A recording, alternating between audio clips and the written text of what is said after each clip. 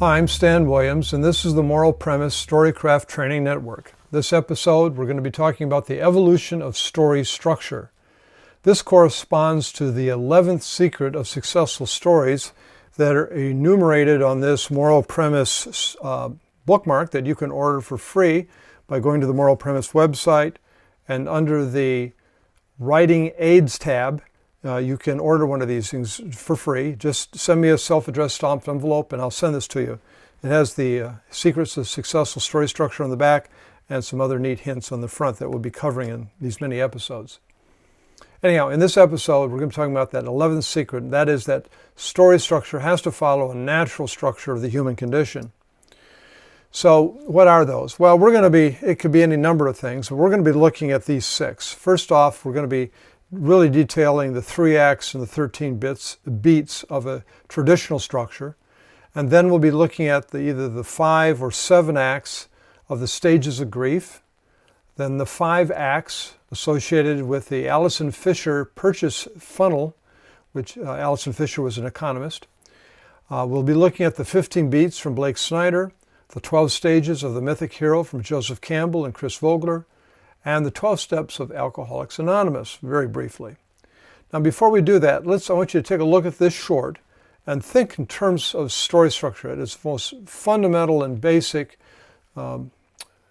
denominator. What is absolutely fundamental of all stories? And here's a story in just 30 seconds. Watch and enjoy.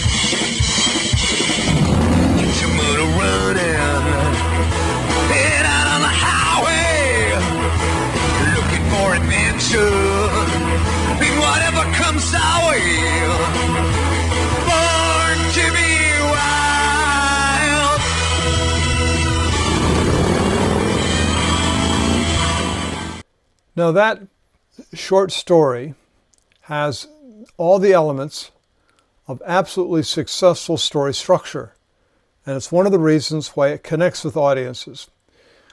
First off, going back several episodes, notice the ironic character of the characters and the setting. We have a blind man wanting to buy a motorcycle. It seems absolutely impossible. That's the impossible hook.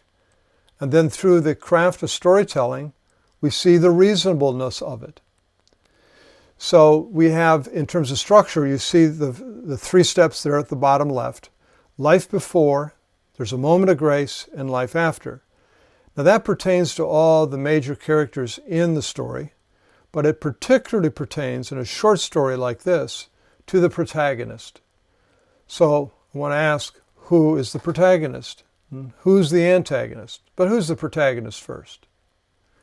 We might think that it's the man. But one of the characteristics of a protagonist, as we saw in just, I think, the last episode, was that a protagonist changes.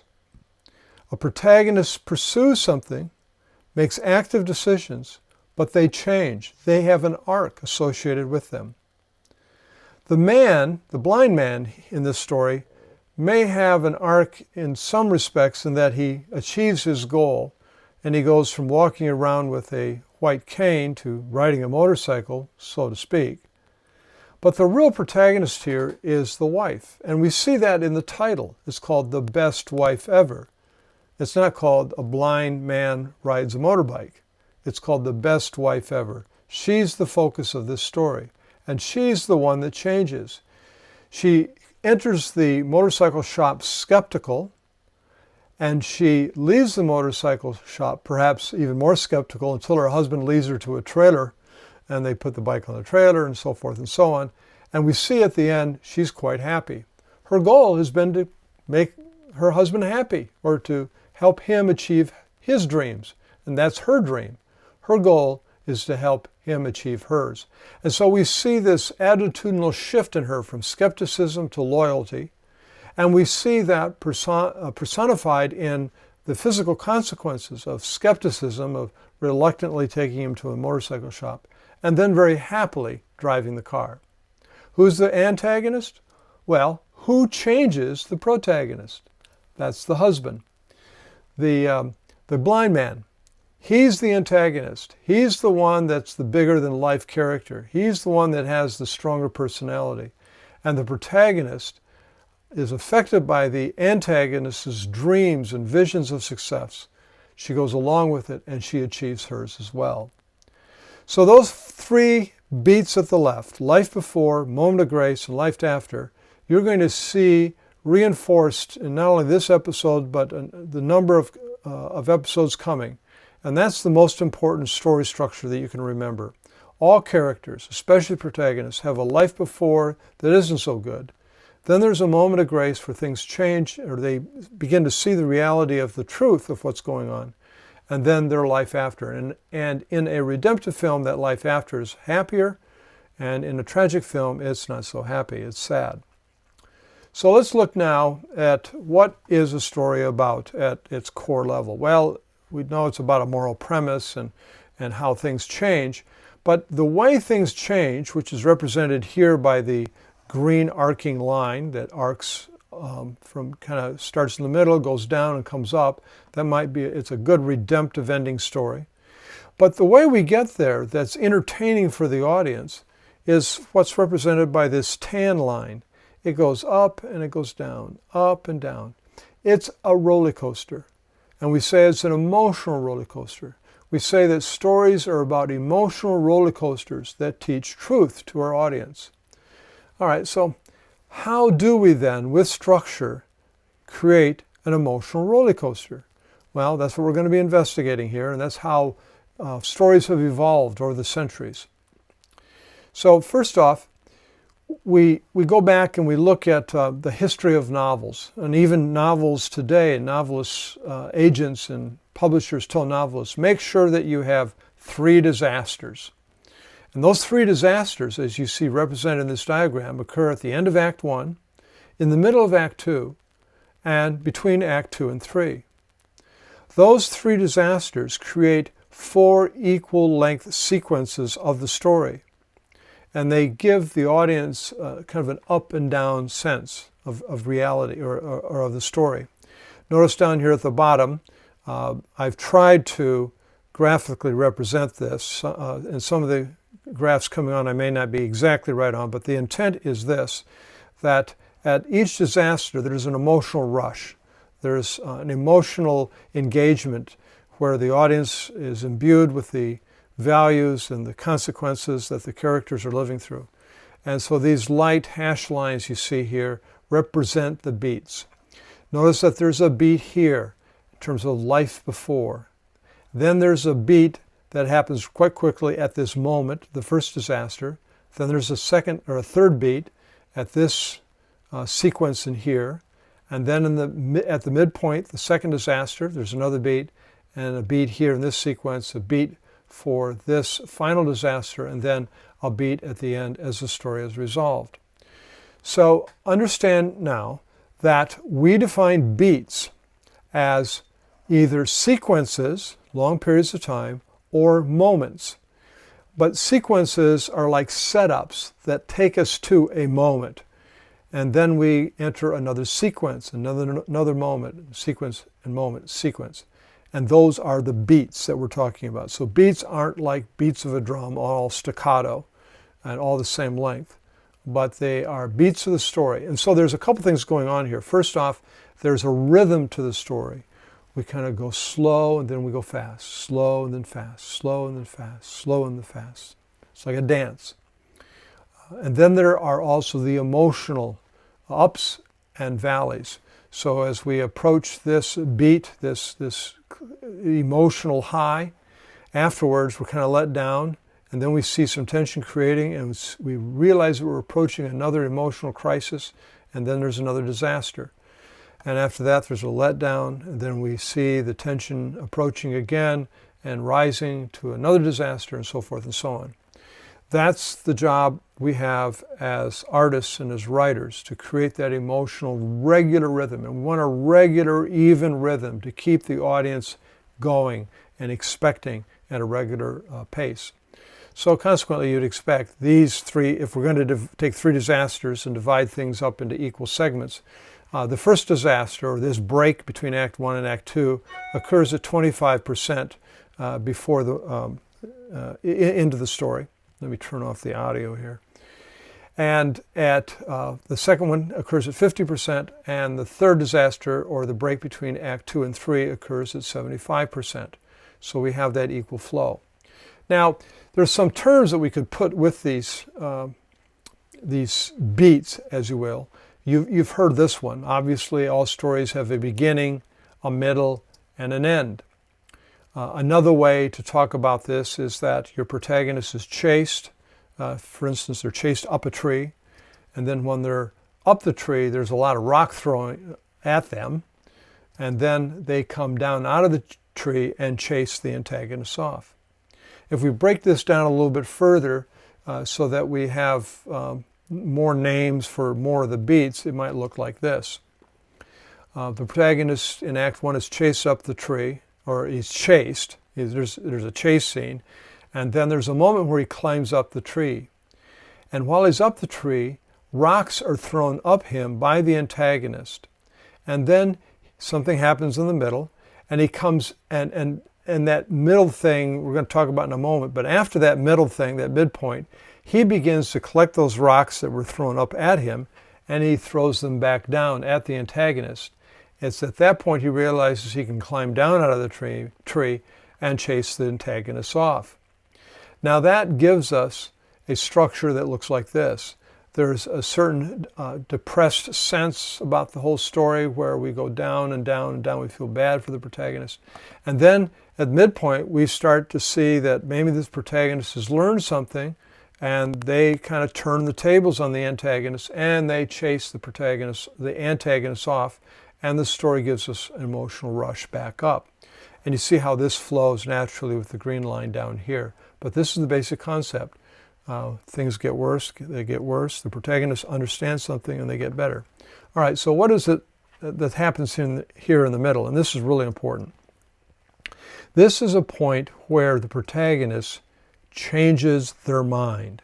Remember how we talked about stories are about something physical, but they're really about something inside. They're really about what arc and learning that the protagonist goes through in terms of their mind-altering experience. So in this, if we include this mind-changing event in the middle, we have 7 beats to this kind of a story. And so we give numbers to each of these. Now we're going to expand this out to 13. As you see here at the top, this title says the 13 basic roller coaster beats, the 6 turning points, and the 7 sequences. Well, we're going to develop, that's our goal for right now. And we're showing you how we get there from going way back in history and just kind of basic concepts about roller coasters, right? Up and down, up and down. So here's our 7 beats and our roller coaster up and down. So let's add to this a little bit, if we will.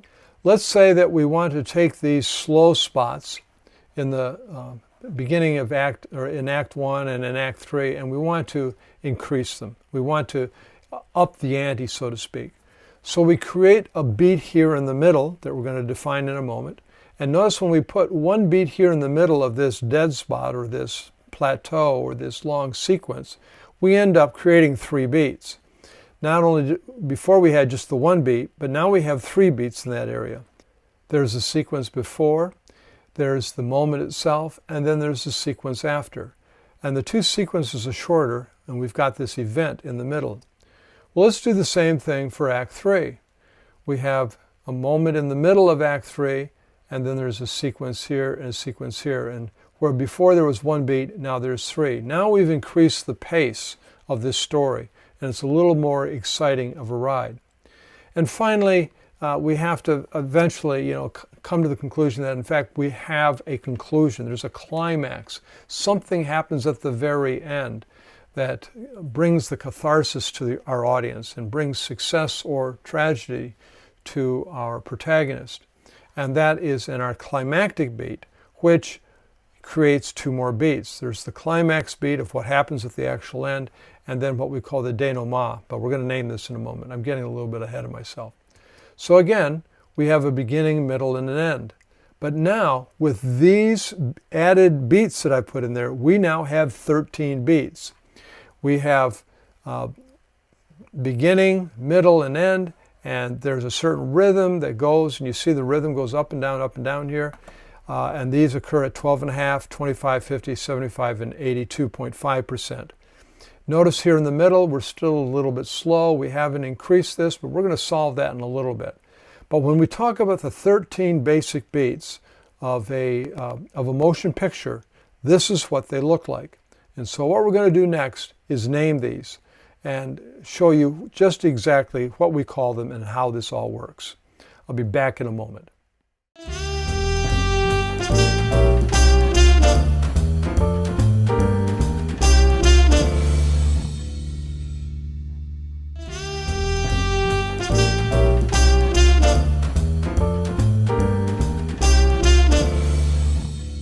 All right, let's look now at the names of these 13 basic roller coaster beats that we find in traditional story structure.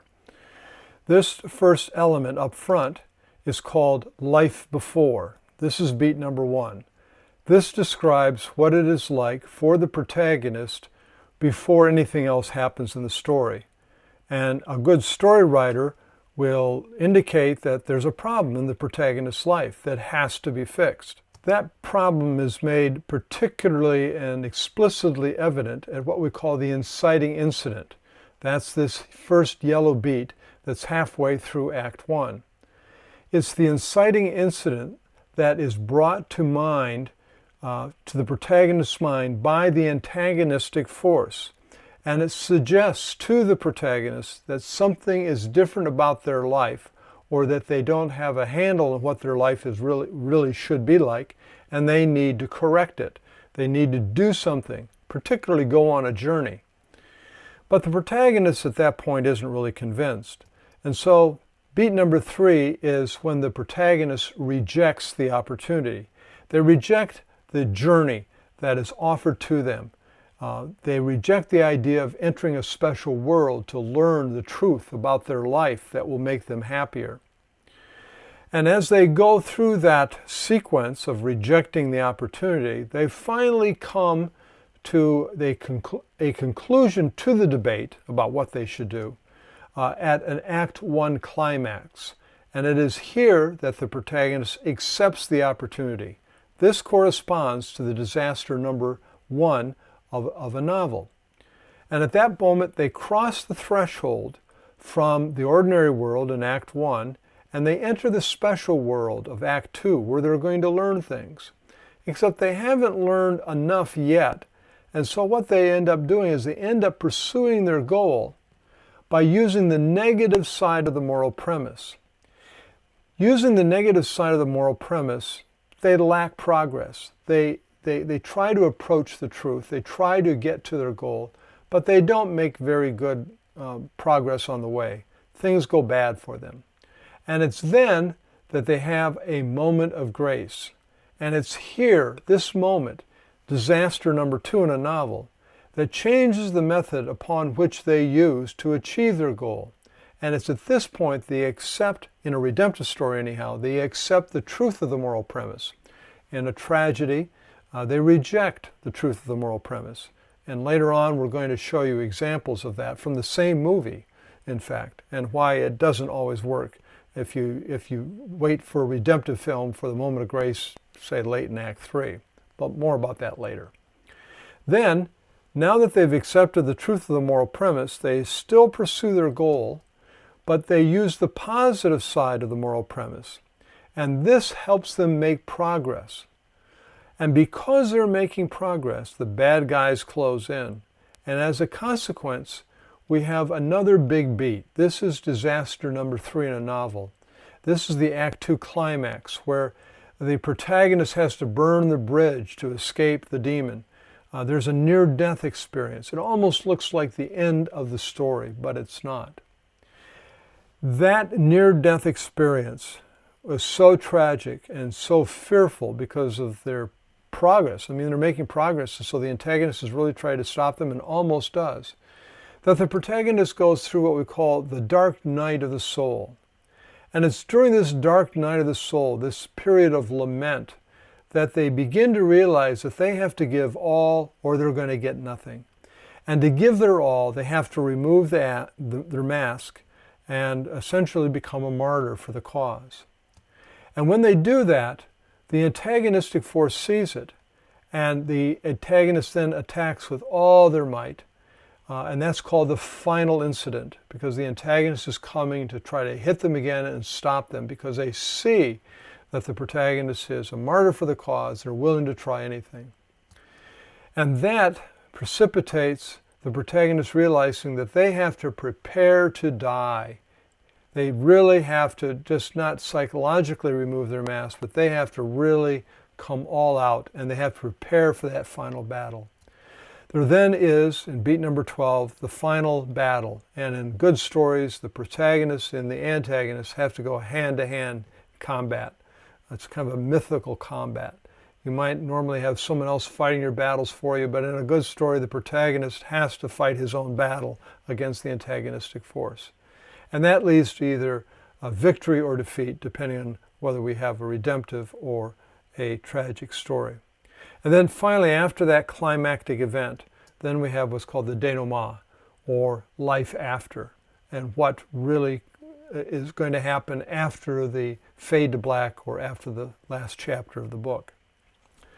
Now, these are the 13 basic steps that we talk about in screenplay development. And they apply to story development of any media, whether it be plays or graphic novels or novels. But notice that there's a little bit of a problem here. And that is, if we don't really have, notice the roller coaster effect down here with the 13 beats, and we have these light blue lines that show the beats as they extend down to our green roller coaster line. Notice that we have some pretty good excitement here at the beginning. We have a lot of excitement here at the end. But notice we have that thing called the slow middle. And that's something that we want to avoid, but it is usually always a problem, the slow middle. How do we get through these two parts of Act 2, Act 2A and Act 2B as we often refer to them? How do we make these things more interesting? Well, the solution here is to take a hint from our novel writers. And novel writers realize, and screenwriters understand this, good screenwriters understand this instinctively, and they do this instinctively. But here's the theory behind it. In novel writing, there's something called pinch point A and pinch point B. And you can see these are moments when the antagonist comes back. And by the way, I haven't explained this yet, but I will now. Notice that my full circles here at climax, the climax is at the end of the two acts, the moment of grace, and the hand-to-hand final conflict, are all representative by things that the protagonist decides and does. But the half, or the smaller circles with only half a black line around them, semicircle black line around them, these are moments when the antagonist makes their force recognized in the story. And so we have these things called pinch points. This is not necessarily a turning point in the movie, such as the big circles are, but they're points where the antagonist makes their appearance, and it's kind of like the catfish stirring up the salmon in the freight car so that the salmon are fresh when they get to the restaurant. They keep things moving, and surely they do.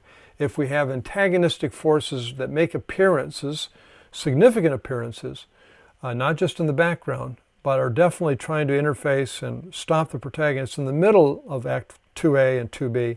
Notice how we, instead of one beat down here in the light green lines, we have 3 beats, because we have this moment before the antagonistic force's appearance and the moment after. So that really improves the emotional roller coaster effect you see down here in the tan line. And now we have a more regular roller coaster emotional effect throughout the whole thing. So that then leads us to, 13 or more beats. It's actually 20 beats that we have. Actually, we're only at 17 beats here right now. We're going to get to 20 in a second. But notice there's still a couple more things that we might do that some really brilliant story writers have figured out. And we're going to share those with you right now that give us a total of 20 beats.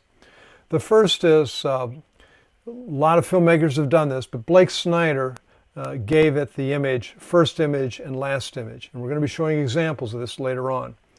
But the first image and the last image, especially in a motion picture, infers that we're going to tell the arc of this story by 2 frames, 2 still images, one at the beginning and one at the end. And they're going to represent what life was before the whole story began and what life ends up being after the whole story ends. Those 2 images. There's a wonderful YouTube video that's online that we're going to show you some snippets of in a later episode that show you how that works in terms of story development. And it just kind of punctuates and puts a period. It's kind of like the curtain opens and the curtain closes, and the first and the last image are what stick with us. And then lastly, in some films, there's something we call the prologue. This is something that ends up at the very beginning of a sequence or a motion picture or a novel. It's not part narratively or chronologically with the rest of the story, but it gives kind of a backstory. And you notice I had that thing kind of coming in from the right and going to the left for a purpose. That means that the prologue foreshadows things that happen throughout the whole story. In fact, it means that the prologue suggests what we're going to see later on. And what we see later on is almost a flashback to what we saw in the prologue. It's almost like a protagonist who's wounded and has some particular problem, and that problem goes back to their childhood. And that sometimes is what the prologue can indicate for us. Now there's 2 more kind of, I call them accent beats. They're not really turning points, but they're points that really do bring out the story and introduce subplots, and kind of, they're almost like the pickup note for a turning point. The first is the B story. And the B story occurs, or begins, that is, right after we enter Act 2. It's almost like in Act 1, we've got the story of the protagonist going and we're kind of interested, but now we want to add a layer of complexity or a layer of explanation. And so we give to that protagonist a sidekick, a friend, a nemesis, not someone who's against them, but someone who kind of irritates them and motivates them to change. And that's called the B story. Oftentimes the B story represents a character, or is about a character that dies at the end of Act 2, or someone that has some other important role in Act 3, but it's generally introduced here. The other beat is what I call the resurrection beat, and that's either a pickup or just a follow-up beat to the final incident. It's the resurrection beat that really kicks off the final incident, and we're going to be talking more about this later on. But these together then create 20 beats for us. So here at the bottom, I've added these black numbers, 14 through 20, to indicate these accent beats, or these accent bits, if you will. They're not true turning points, but they're things that give the roller coaster effect. It's almost like going through a tunnel in a roller coaster, or coming out through a waterfall, or it's something that gives some icing to the roller coaster effect. That makes it even more interesting. Like here around the beginning of Act 2, down here we see this tan roller coaster line. It's like we're expecting it to go down, then come up, but there's a little hiccup here that gives us a little interest. Gives it a little interest. The same thing over here with the resurrection beat. It gives a little accent note or a little syncopation to the story. And that syncopation adds intrigue and suspense to the audience. It reminds the audience, don't get too comfortable in what's going on here. We're going to surprise you. Sting motion pictures are famous for this. They have a number of accents at the end. In fact, Sting motion pictures have multiple fake endings just to keep you on your toes. That's why we like them so much. All of these pertain to the 11th secret of successful stories, and that is that we're following a structure that pertains to some natural condition of the human situation. And all of them pertain then to, we're jumping ahead now, to the 16th secret of successful stories. And that is that there's this emotional roller coaster effect where there's this plus and minus flow of emotions. And you can connect those to these two sentences at the bottom here, where it's the moral premise test, where we say the moral premise is true, it's not true, it's true, it's not true. We have an emotional up and emotional down, an emotional up and emotional down, as we try to figure out whether the protagonist is really going to accept or reject the moral premise truth. And that corresponds, since what happens psychologically always precedes what happens physically. That corresponds then to the physical premise test. The hero will not. Yes, he will, no, he won't achieve his goal. So whether or not the hero is going to achieve his goal is an emotional up and emotional down, emotional up, emotional down. So you have this thing going on inside your audience. It's true, it's not, it's true, it's not. And we have this thing going on the outside of your protagonist, where they're saying he's going to make it, he's not. He's going to make it, he's not. And so we have those two roller coaster effects, one psychological and one emotional. Now, there's a story I was working on years ago called Return to India, where, and this is kind of gets ahead into the tools, but I just wanted to show you what this looks like in real life. This is a list of scenes in this story, with the scenes of the descriptions that I was writing. And then I was giving these scenes emotional context, whether they were negative or positive emotions, in terms of whether or not the goal was being achieved, or whether the moral premise was true, or whether it was false, or whether the protagonist was not achieving their goal. And that sort of give and take then gave a cumulative result that ends up in an Excel spreadsheet looking like this. So here's kind of, in a novel situation, what you see in terms of the emotional roller coaster effect. There's a bunch of small ups and downs and a great big one up and down in terms of the whole essence of the whole story. So let's look now at some alternative or overlapping structures. And we'll be talking about more of these later on when we talk about the story diamond. But right now, let's just define what these other structures are. So first off, we've just talked about the 3 acts and the 13 beats. That's what I call the traditional structure. But there are other structures that can overlay on top of those 13 beats. They don't replace them necessarily, but they overlap on top. And they come out of natural human situations. For instance, how about the 5 stages of grief as defined by Kubler-Ross? First, there is a denial that in fact this thing has happened to me. And that results in anger. And that results in the protagonist perhaps bargaining with the antagonistic force, or bargaining with God for something different. But that results in depression because they usually don't get what they ask. And then finally they come to some acceptance. Now you can see here that we have like 5 acts, don't we? Denial, anger, bargaining, depression, and acceptance. And in fact, this is the act structure of Groundhog Day, the famous movie with Bill Murray. That's the act structure behind that movie, and sometime in the future we may break that down. But you can see where this gives us a nice, even roller coaster effect through those 5 acts. And of course, within each of those acts, there are going to be smaller ups and downs. Now, what you may have heard of is the 7 stages of grief, as opposed to the 5 stages of grief. Well, story designers want to use 5 stages and not the 7-stage model for this reason.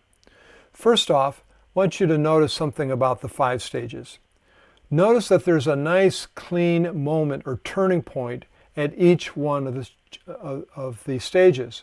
In other words, the denial results in a downward, then there's a moment where it results in bargaining that goes up, then another moment that represents the depression that goes down, and finally another moment where the story goes emotionally upwards as the protagonist accepts the final outcome. But in the 7 stages of grief, you don't have anything quite that clean, where there's this nice, even roller coaster effect. And that's represented by here. So here's the graph for the 7 stages of grief. We have denial, then pain and guilt, then anger, bargaining, depression, reflection and loneliness, a turn and reconstruction, and the acceptance and hope. Now this is not used as easily because notice that we don't have as clean a points. There's not turning points like there are up here, where there's no turning point here in pain and guilt. It just gets worse. It's almost like it's too level, it's too long, it's going down too far. We do have regular turning points at 3 of the places, but here at the turn and reconstruction, it's not a moment, it's almost like a sequence, but it doesn't have a sharp turning point. It doesn't give us a jolt, it's too soft, and it doesn't give us a nice, even roller coaster effect. So not everything in the human condition, or as described by psychologists or others, is going to give you a nice, even emotional roller coaster. So this is why we want to accept some designs and not others. Now, there's another structure based on Alison Fisher's purchase funnel that works very nice in romantic comedies. This is called the 5-act romantic comedy structure based on Alison Fisher's purchase funnel. Alison Fisher was an economist who discussed how people buy things. The first stage, or the first act, in such a process is that the purchaser is aware of the product, but they need more buyer definition. What is this person or this thing that I might want to buy? They become more familiar with it. They get closer to it. They handle it. They go out on a date with it. They talk with it. They get more information. That results in maybe some consideration, and the buyer narrows the alternatives. Do I want to go out with this guy or that guy? Well, this guy seems more interesting. I'm more familiar with him. And so they try it out. The buyer tries out the new food processor. Does it work the way they think it's going to? Does the guy really handle himself well on a date? Is the girl a klutz or is she a beauty? What should we do here? So we're trying it out. And finally, at the end, there's some sort of purchase commitment, and the buyer or the couple commits to each other. That is a typical foundation for a romantic comedy. Now, another structure is what Chris Vogler has derived from Joseph Campbell's 12 Stages of the Mythic Hero. And we see those represented here, and I've divided them up as the way Chris does across the 3 acts. So in Act 1, we have a sequence called The Ordinary World. Then there's a moment when we call it Call to Adventure. Then there's the refusal of the call, and you can see some of the parallels here to the traditional 13 beats. There's the meeting of the mentor, and then there's the crossing of the threshold, which is similar and corresponds to the Act 1 climax. Then as we enter Act 2, we have tests, allies, and enemies, and the ally may well and be the B story. We'll see an example of that in a moment. Then they approach the inmost cave, which is where they get close to the midpoint. The ordeal, in fact, is the second disaster, or what I call the moment of grace. And that's where we recognize what it is that we're up against and what we're going to do with it. And if we have a redemptive film, there's going to be some reward, and so we're going to start making progress. And we're going to make progress in Act 3 on the road back. There's going to become some resurrection moment where we recognize what we have to do, and we conquer our goal and return to the village with the elixir, or the solution that's going to solve our village's problems. So those are the 12 stages of the mythic hero. Now, a couple other interesting things here about what Chris talks about. Act 1 and 3, which is represented up here on the top of the circle, represents the protagonist's ordinary world. And we might talk about this is the thesis that the protagonist normally deals with. Then at Act 2, the beginning of Act 2, they cross the threshold and they enter the special world. And this is where they recognize and they see and they're exposed to the antithesis, or those things that are contrary to the way they've been living their life in the thesis. And when they come out of that dark night of the soul and they put it all together, they put it together in a synthesis to achieve their goal at the end. And of course, this is the dialectic that that Hegel talked about, where you have a thesis, an antithesis, and a synthesis. So the old with something that's contrary to the old generates into something that's new. Now here's another way of looking at that. We have the ordinary world is the conscious mind. This is what we're aware of. And then there is the special world of the unconscious mind. Those things that we're unaware of, that we need to learn. And that's why we down here at the midpoint, we have the ordeal. There we are. There's Chris's 12 stages in this new diagram, where we recognize inwardly what it is that we need to change in our life to improve and thus achieve our goal and go back up. So then we have the 12 steps of story structure that we see in Alcoholics Anonymous. And I'm not going to read all these. You can find them online.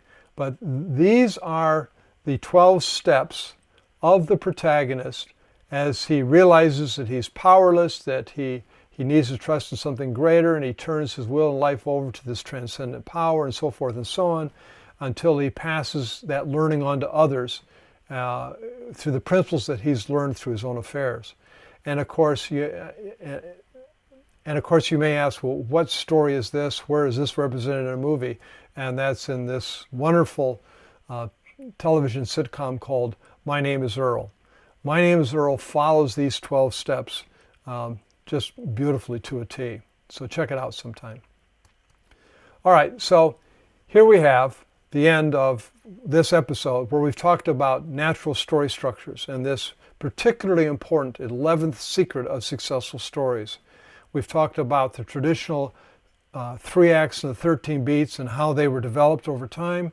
And then we've shared with you and exposed to you ever so briefly the 5 or 7 acts of the stages of grief, the 5 acts of the Fisher purchase funnel, Blake Snyder's 15 beats where we added the first and last image to the 13, the 12 stages of the mythic hero, and then the 12 steps of Alcoholics Anonymous.